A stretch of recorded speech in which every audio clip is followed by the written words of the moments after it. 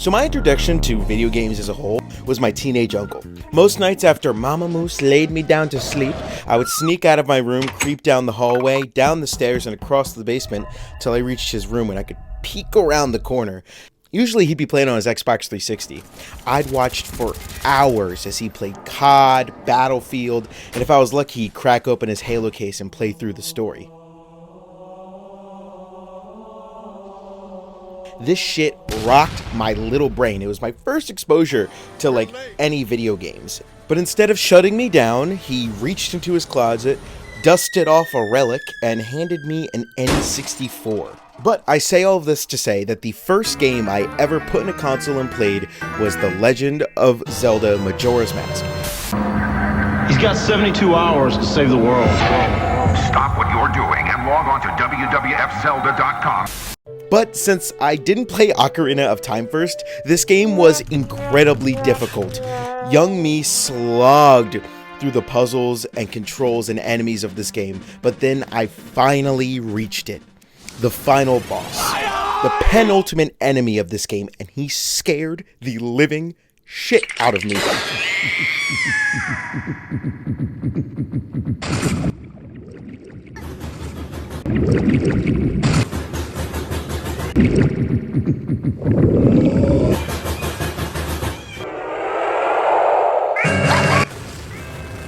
I couldn't sleep until I beat Skull Kid, and I was relentless. The only thing that stood between me and finishing the first game I've ever played was this insurmountable challenge. And after days of trying to figure out, I finally did it, and this moment was just magical. The satisfaction, that feeling as the story ended and I returned to the main menu. And to little could me, Skull Kid was more than just the final big health bar. He defined the game, and without him I probably would have forgotten this game long ago. Skull Kid is really something special. The entirety of Majora's Mask already feels like a horror game, or at least it did to young Moose. The moon always looming over, the uncanny NPCs, and of course the masks all give off this really eerie vibe, and the final boss is just the perfect capstone to this story. This mask mutant, this uncanny beast that feels so different from Ganon in the first game in a really good way. And what really stood out is this stellar design. He stands apart from every other Zelda boss, as any final boss should. This bad boy is certified steamin' on the hot scale. Now, Skull Kid is a good design, but what about a bad design? I know, my transitions are amazing, you don't have to tell me. The very first impression you have of a final boss is the look.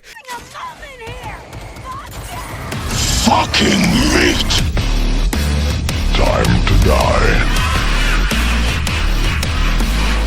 You should be able to spot these bad boys out of a crowd in their final form. Now let's play a game. Who here is the final boss of their respective game? Done? You got it? You got it? Lock that answer in? Okay. Now, if you guessed any of these, you'd be right, but you wouldn't fucking know it. Look, I really liked Outer Worlds and Obsidian games as a whole, but holy crap, the final boss of Outer Worlds is fucking abysmal. So Outer Worlds is a choice-focused RPG where there's two main endings. One with a robot owned by the corporation. It all actually applies to a humanoid robot. It's the same techniques. It's just a robot with arms and legs instead of a robot. And the other is the same robot? This fight is so bad. It provides a slight challenge, but along with just being a reskinned scrapbot from the game, this design just makes me feel nothing. There's no lead up, there's no fear. The fight is only hard on the hardest difficulty, and even then I got it on like 3 tries. Yeah, I mean, I don't know what else to say here. They could have at least made it look like at all cool. Like Sub-Zero on the hot scale, by the way. Now, if I had a nickel for every time a choice-focused RPG in the last 10 years ended in an easy robot fight, regardless of the choices, I'd have 2 nickels, which isn't a lot, but it's weird that it happened twice. While a lot can be said about Smasher, you can't come at the design. You look like a cut of fuckable. The Atom Smasher design is horrifying. This barely human cyborg who serves only the corporations. He's terrifying. I have a lot to say about Adam later, but just about Everything about him exudes fear, in a way that feels like a spiritual successor to Frank Horrigan from Fallout 2. Roundhouse kick a mutie into the concrete. Slam dunk a mutant baby into the trash can. This hulking mass of cybernetic parts. But Frank is on another level. He takes everything you learn about the Wasteland and flips it on its head, and the design itself is so cool to boot. He fits perfectly in the world while standing apart from everything. And every time this man opens his mouth, the quote is raw. Your ride's over, mutie. Time to die. Defecate in a mutie's food. This man is hot. What Adam and Frank have in common, other than oddly normal names, is this it factor. They're big, they're scary, unlike a normal damn robot. In the same way, I love when the design of a boss is just an abomination. First thing that comes to mind is Flowey, this ultimate wolves in sheep's clothing.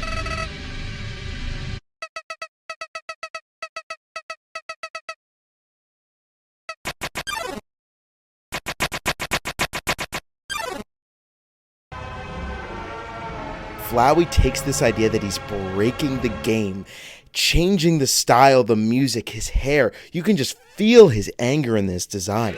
Other mutant final bosses like Megan from the Forest and the Nightmare from Remnant from the Ashes, just something that shatters the mold the game has set. Another one of these monsters is Dark Beast Ganon. Such an amazing design, but again, we'll talk about that one later.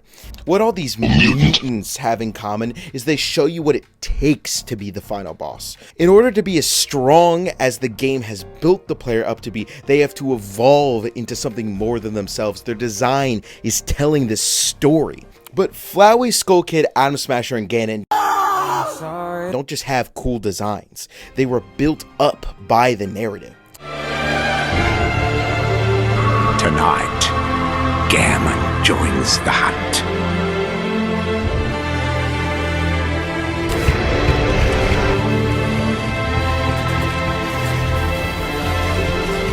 In Undertale, the first enemy is Flowey. And he immediately sets this amazing precedent for the game. He leaves you thinking that all he was just some part of the tutorial, but he keeps coming back.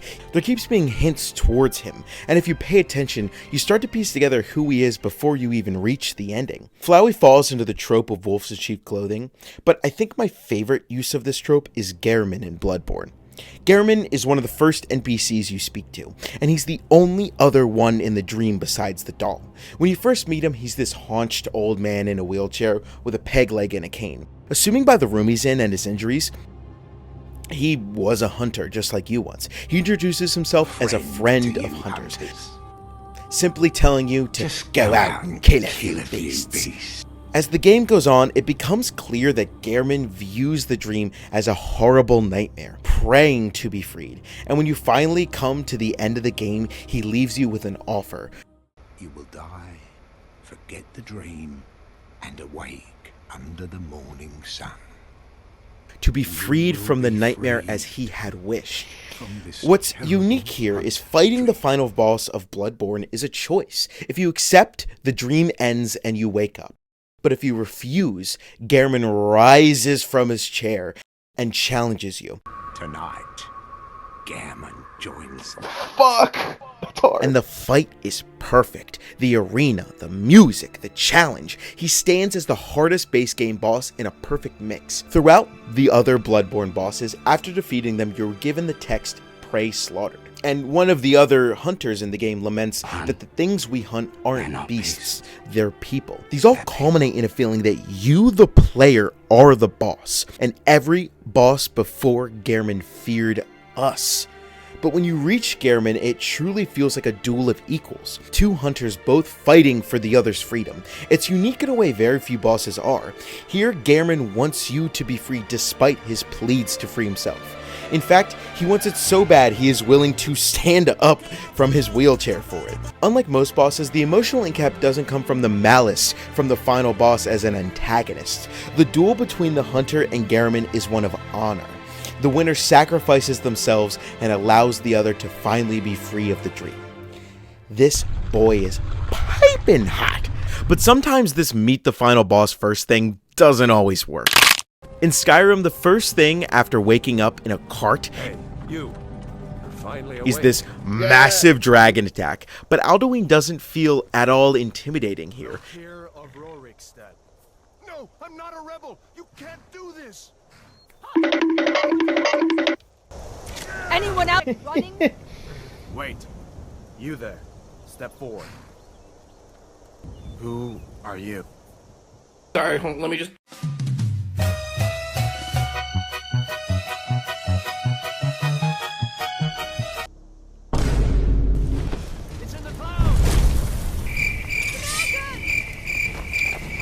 He's just kind of a normal dragon. You don't really get a sense for who he really is. Alduin should feel like a god. It gets worse, though. So here's me, Alduin, the dragon god, and somehow I have overall less stats than Mirak's fucking pet dragon. Like, I maintained a light jog and survived him at the start of the game.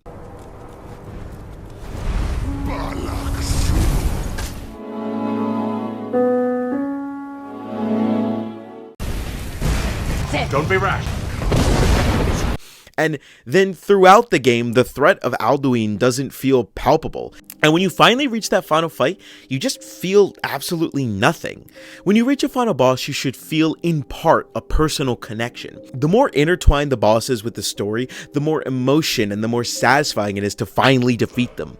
And I think that if I did beat Alduin, I would have felt nothing. Because in the most Bethesda way possible, the final boss for me glitched. Yeah, that's right, I've never actually beaten Skyrim, because every time I fight him, he gets stuck in the skybox. And for some reason, I gave this game another chance. And guess what? The same glitch happened. It's like my game is bricked. I didn't even have mods on or anything. But at least Alduin's presence can at least be felt throughout the game, even if it's not particularly intimidating. The same cannot be said for another black dragon. We better make this snappy, yo. Tommy, shut the fuck up. The Wither and the Ender Dragon, because honestly I have no idea who the final boss is anymore, are both such weak bosses. Did you tame... Are you bringing a dog? I saw him on the way. And yeah, Minecraft has no story for them to be intertwined with, but there are other sandbox games whose final boss feels led into properly. Alright, we got a streak.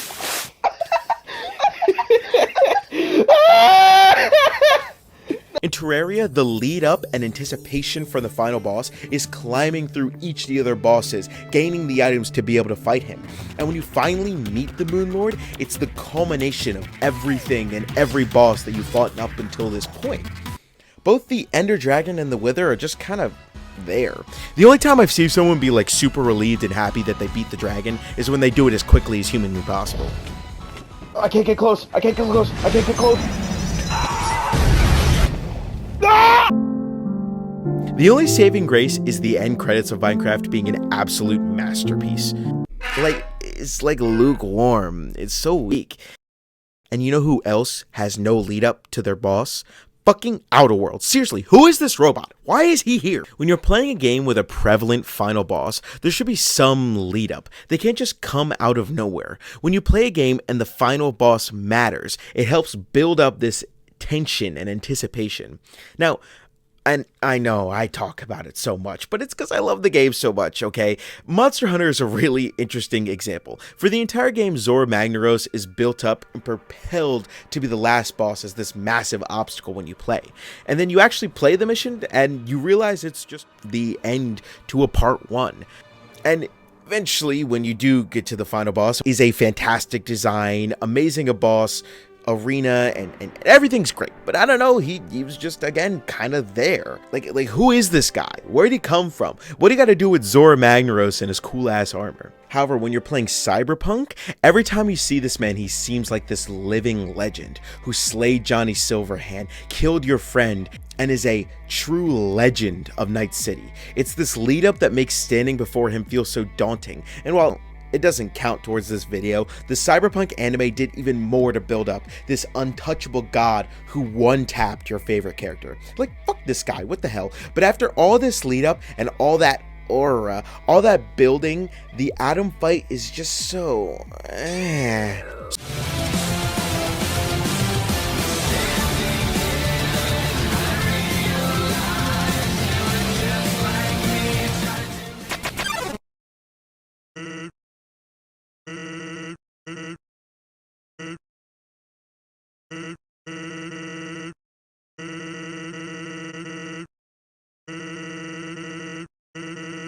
So my build in my first playthrough of Cyberpunk was not at all optimal. I think it was like a quick hacking sniper. Let's go to the gym, buddy. Aliens, they will know my power. I need more bullets. So the first time I beat Adam, it was a super easy fight. So I thought to myself, I must have some super specific build that counters him in some weird way. So I fought him again with the melee build on hard mode, and it was even easier.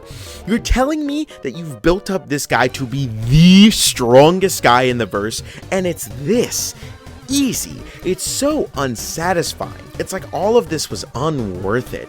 And I know that the character you're playing is supposed to be this absolute demon, this cybernetic god that's just taking out every legend in Night City, but come on, let Adam Smasher be a real challenge. Okay, but to be fair, I've heard that in the updates since they have actually buffed Adam Smasher, so I'll tell you what, I just got a PS5. I'm gonna try to refight him, okay, and I'll check back in. So naturally, I slotted back in, jacked the whole clip, mainlined the base game and the chrome-loaded DLC, leveled up to the edge, full chrome, max optics, blade sharper than a gong slice, ran it all in a straight-up anti-corpo cyber ninja build. Finally time. Time to meet Hanako and everything.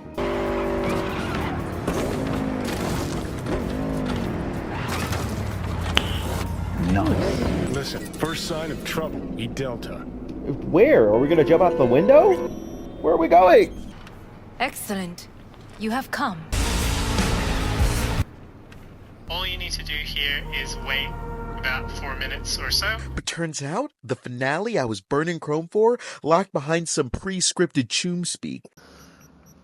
God fucking damn it.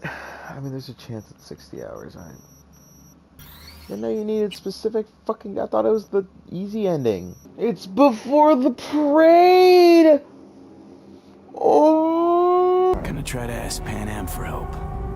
Glitched my brain when I realized I'd already flatlined the XP cap. No rewind, no respec, so I bite the bullet, ride Pan Am's Nomad Rail out of Night City.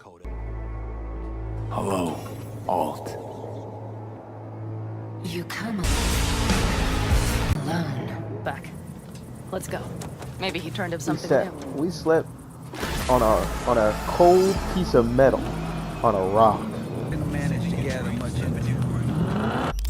Right, wait. Why is this pick tough?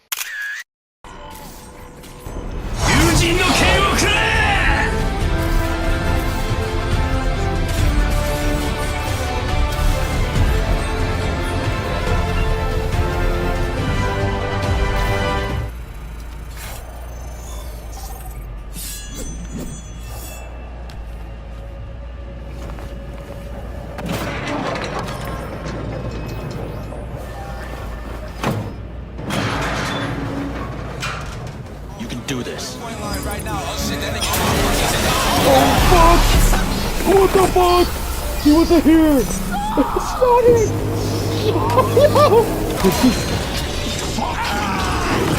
Oh my god! Oh, why? Please! Mr. Smasher! I'm so sorry! No!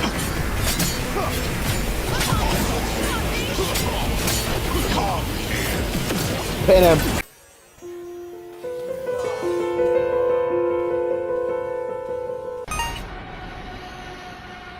Do I have to rewatch Saul die? It can't be much further. Oh my god, I do.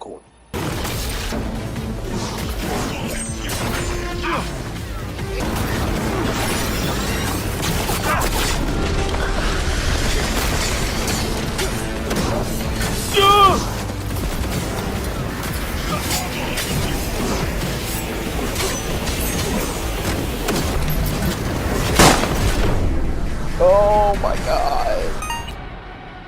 We got a little couple issues. Surely third try's charm.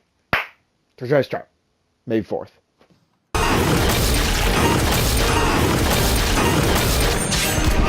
No! Oh my god! Oh my god!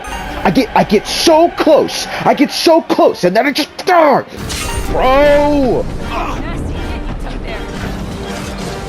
I'm aware of it. Shut the fuck up. I can't watch Mitch die again. No! I just can't do it anymore. See, this is the problem area, and also right here. Oh, it's bullets!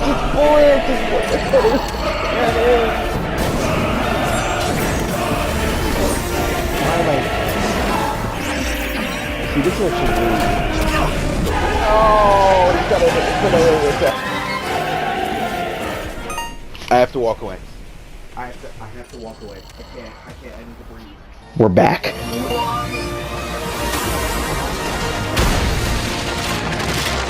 United, stay out of it!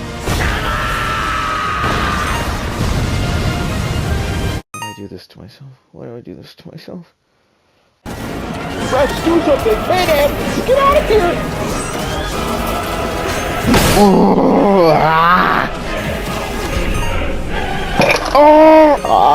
It does the same thing! It just does the same thing!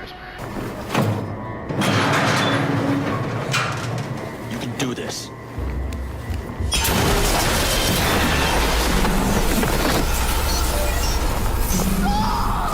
You can do this. You know what? Fine. We're up to our balls in dung anyway. Might as well go deeper.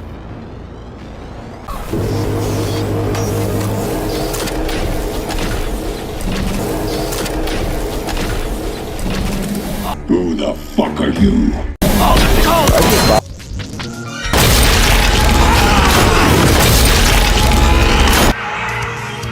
I feel it slipping.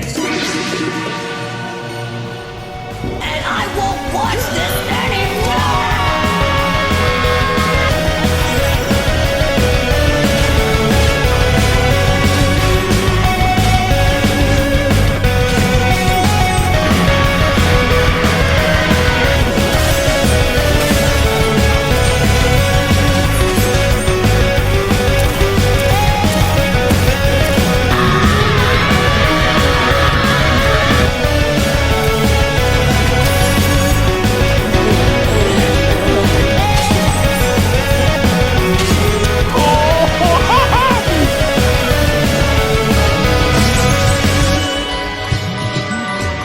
You'll never forgive me for what you've done!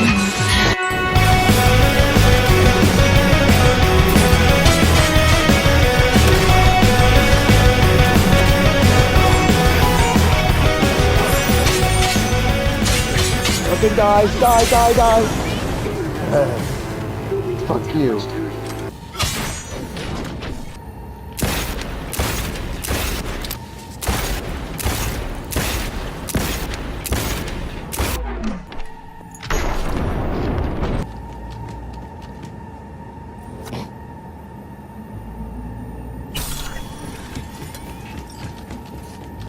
I stand corrected. Facing the final boss should feel insurmountable, a true challenge for the player. In the JJK manga, most think that the final boss is Sukuna versus Yuji as the player, but to me, Sukuna fighting Gojo made Gojo feel like the true final boss. It took every trick, summon, help, and pact that he could think of, along with permanently nerfing himself, to finally beat Gojo. And Gojo as the final boss works perfectly. He's built up the entire manga as the strongest, as this being who can't even be touched by the strongest of curses. But not all bosses get this treatment. Ganondorf in Breath of the Wild is almost perfect, but in the last stretch, they fumble. Now, don't get me wrong, all Zelda bosses are pretty easy, but this was just really disappointing. If you played the entire game as intended and collect everything and did all the adventures and all the side stuff, Ganon will start with half his health pool. Why? This isn't like a reward. I wanted just a huge, big, challenging boss fight, and yet it's still harder than the robot from Outer Worlds. Why is it so easy? I just wanted a really big boss fight. It just makes Ganon seem so weak. Now look, I know that this part of the video is about the importance of challenge in a final boss. But Moose, you've done nothing but talk about how easy these bosses are. And that must be because you're so skilled and amazing. And while yes, dear viewer, these things might all be true, there's one boss I've excluded so far. It is the second hardest time I've ever had fighting a boss. But you know why I'm holding it from you, viewer? Because fuck you. Fuck all of you. Fuck all of these limp dick lawyers and chicken shit bureaucrats. Fuck this 24/7 spew of trivia and celebrity bullshit. Fuck American pride. Fuck the media. Fuck all of it. Every word this man says is iconic, but of course it is. He's making the mother of all omelets here, Jack.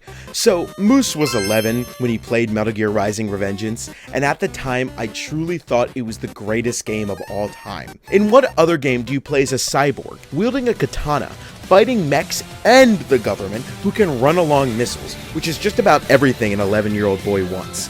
Metal Gear Rising Revengeance is the epitome of hell yeah, and the final boss of this game fits that to a T. Nanomachine, son! Even as I was being brutalized by Senator Armstrong, I still felt like an absolute badass, especially when I got my glorious King Jetstream Sam's sword, even though this isn't my sword. Senator Armstrong is everything he's meant to be. Killer design and absolutely iconic. I mean, what can I say that hasn't already been? So hot, what makes break the scale? I mean, what can I say that hasn't already been challenge? However, fighting him over and over again makes it all the more satisfying when you finally rip his heart out and finish the game. Like any good final boss should. It's so cathartic to fight him after hours and hours of buildup. It's perfect. The spectacle to match the intensity of the game.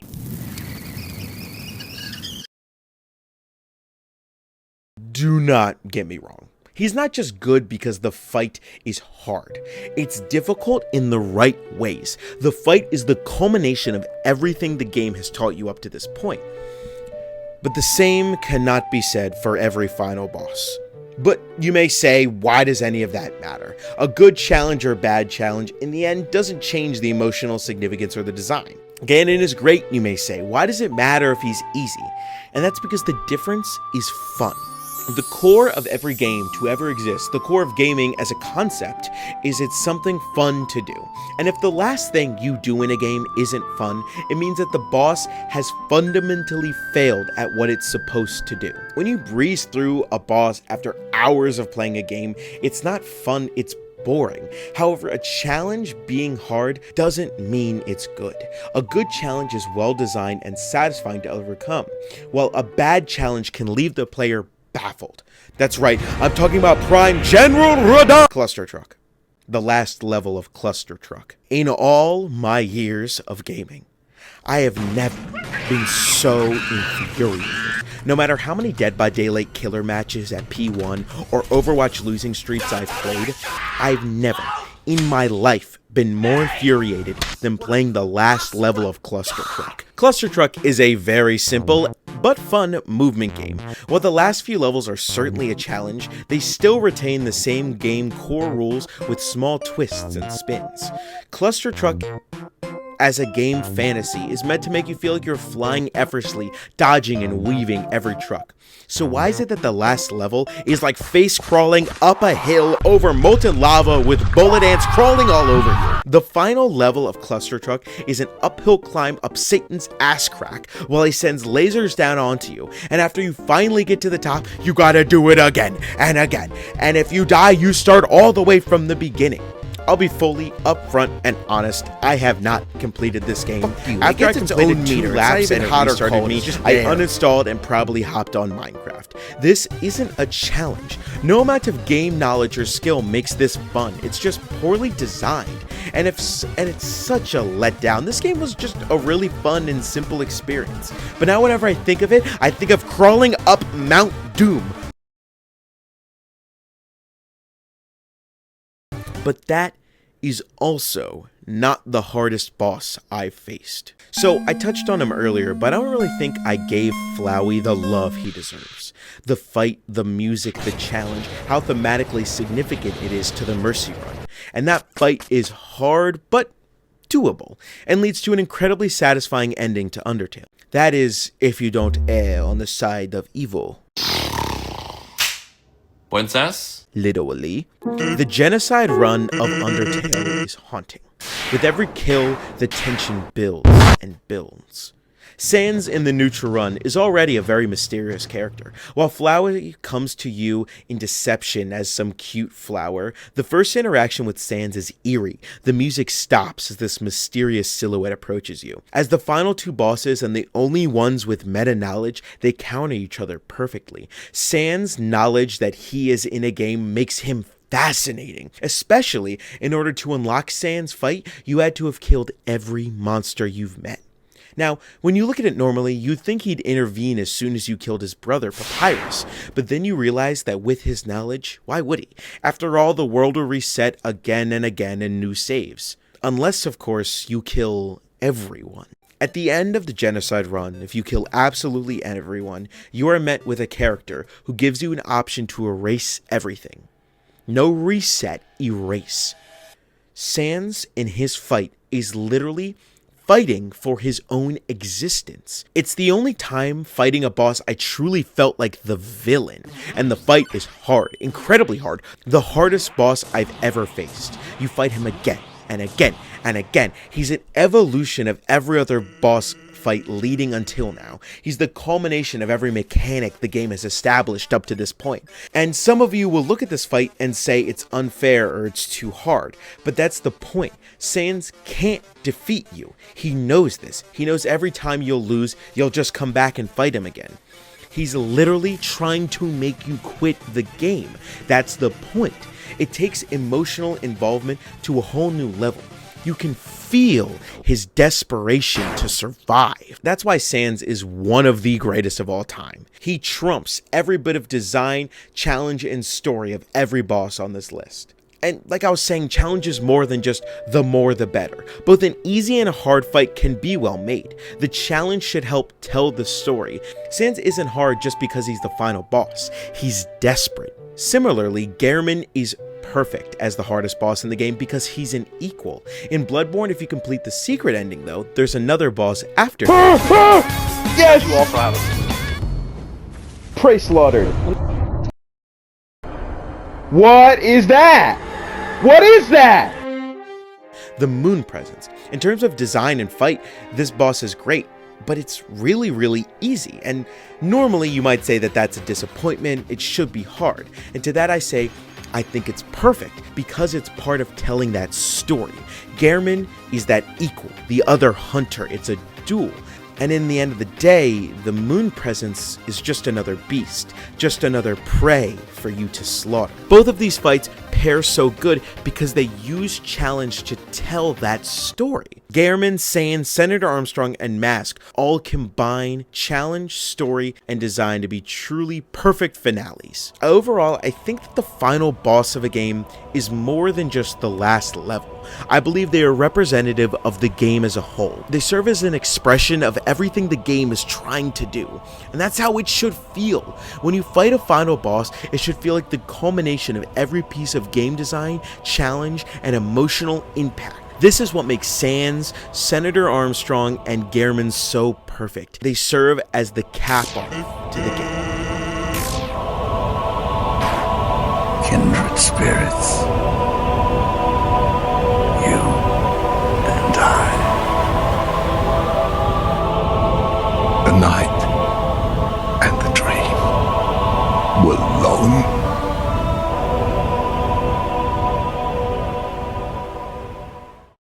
Hey y'all, I'm recording this right after the Super Bowl. Go Birds. Even though, I'll be honest, that was a really boring one.